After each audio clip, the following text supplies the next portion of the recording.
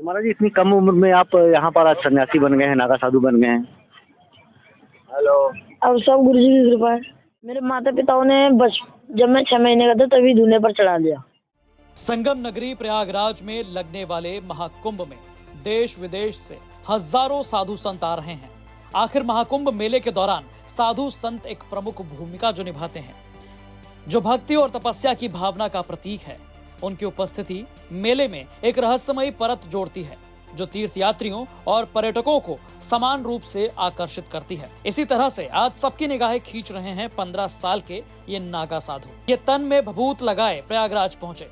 इनका कहना है कि 6 महीने की छोटी सी उम्र में ही उनके माँ बाप ने इन्हें धुनी पर चढ़ा दिया था, यानी दान दे दिया था। तब से ये बाल अवस्था में ही संतों के साथ रहे। यूपी तक से बात करते हुए भभूत से भरे 15 साल के ये नागा साधु अपनी कहानी बताते हुए कहते हैं, संगम नगरी प्रयागराज में देश विदेश से हजारों सन्यासी नागा साधु प्रयागराज के इस महाकुंभ में आए हैं और उनके अलग अलग रूप और रंग दिखाई पड़ रहे हैं। लेकिन हमारे साथ एक ऐसे नागा साधु हैं जो बालक है, बहुत छोटी उम्र में इन्होंने नागा सन्यासी बन गए हैं और इनसे हम जानेंगे। महाराज, आप कहाँ से पधारे हैं? बागेश्वर जिले से, उत्तराखंड राज्य। महाराज जी, इतनी कम उम्र में आप यहाँ पर आज सन्यासी बन गए हैं, नागा साधु बन गए हैं।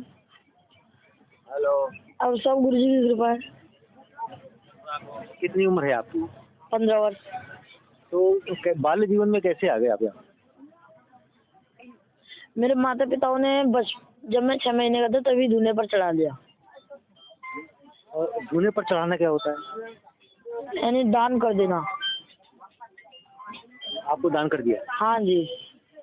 तो अब यहाँ पर आप आ गए हैं तो क्या घर की आपको याद नहीं आती है? नहीं।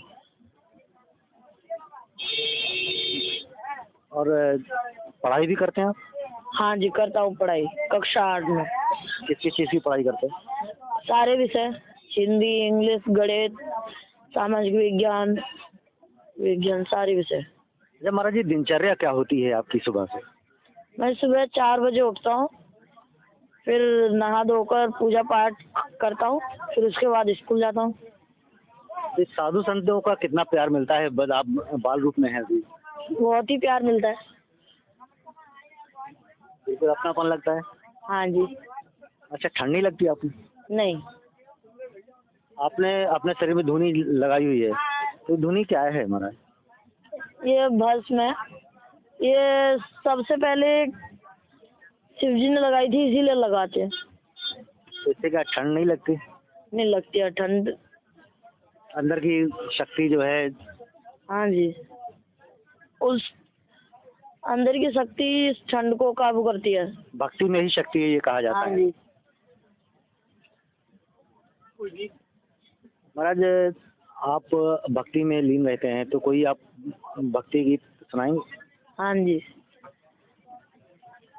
कर्पूरी गौरम करुणावतारम संसारि सारम भुजगेन्द्रहारम सदा वसंतम हृदयारविंदे भवां भवानी सहितां नमामि।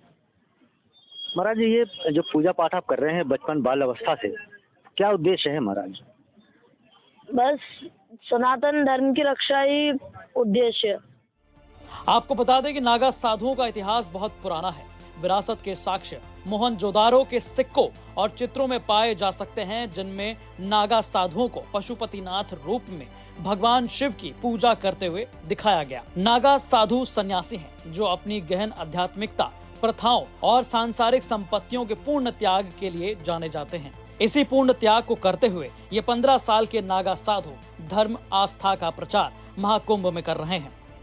आपको बता दें कि इस बार महाकुंभ 13 जनवरी से 26 फरवरी तक आयोजित हो रहा है।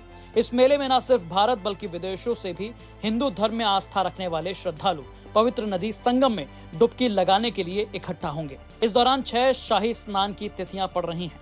प्रयागराज से पंकज श्रीवास्तव की रिपोर्ट, यूपी तक।